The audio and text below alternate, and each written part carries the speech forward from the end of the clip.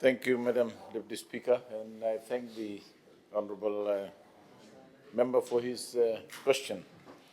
I think this is a very important question, and because we signed the loan and grant agreement with the Asian Development Bank last week. Madam Deputy Speaker, before I elaborate on the specifics of this project, I want to highlight to this House the current wastewater situation in Fiji and the critical needs in the water and wastewater sector. Madam Deputy Speaker, it is imperative to understand what exactly is wastewater.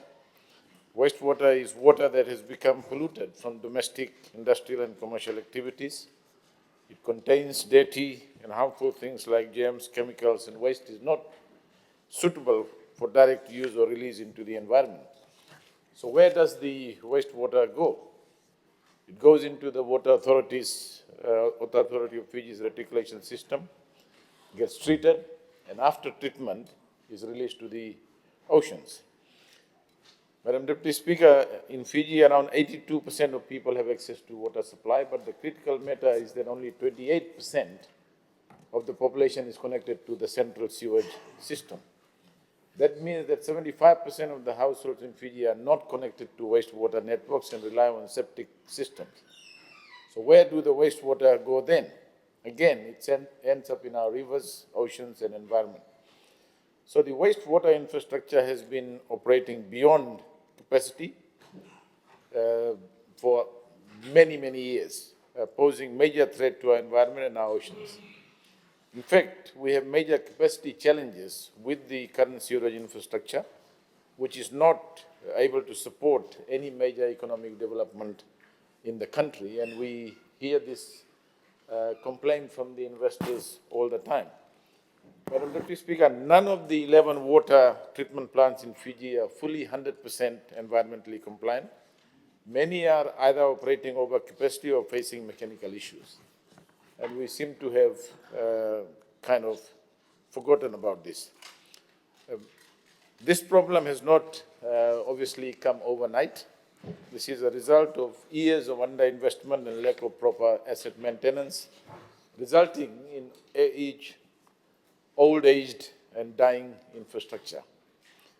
So because of the neglect in aging infrastructure, Madam Deputy Speaker, 48% of the water produced in our dams and reservoirs are lost through what we call non-revenue water leakage. In simple terms, that means that water that is supposed to flow into the taps, treated water, doesn't reach the taps. It gets leaked out. So there are also human resource challenges in the water and wastewater sector, demanding an urgent need for long-term capacity building, not only for Fiji, but for the whole region. So to address these challenges, as I highlighted, in partnership with the Asian Development Bank, we have embarked on a major water and wastewater development project for Fiji.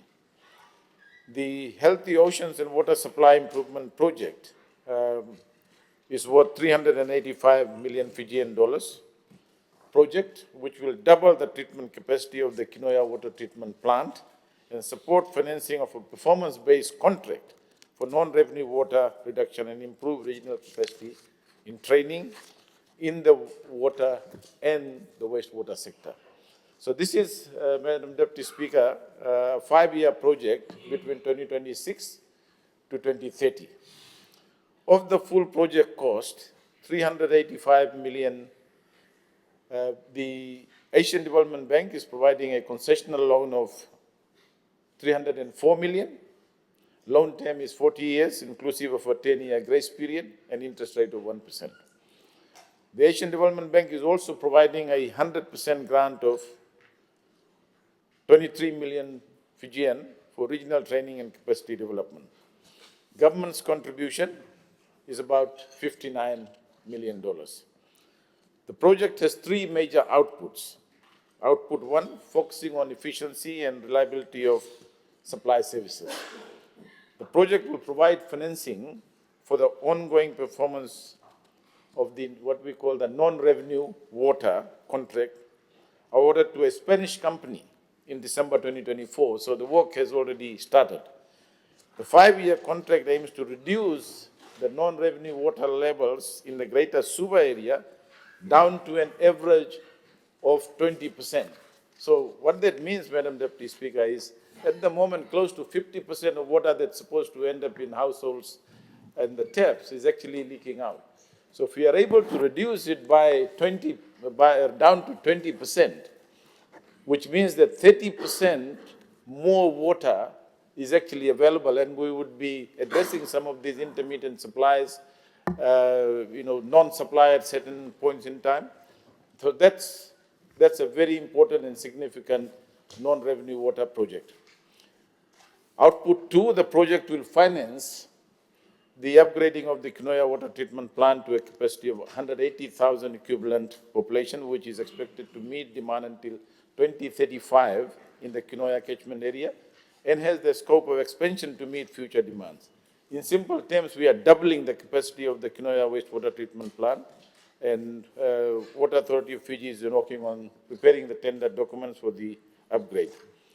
Bidding and contract awards for Kinoya wastewater treatment plant will be completed in 2027, and construction work is expected to start in 2028.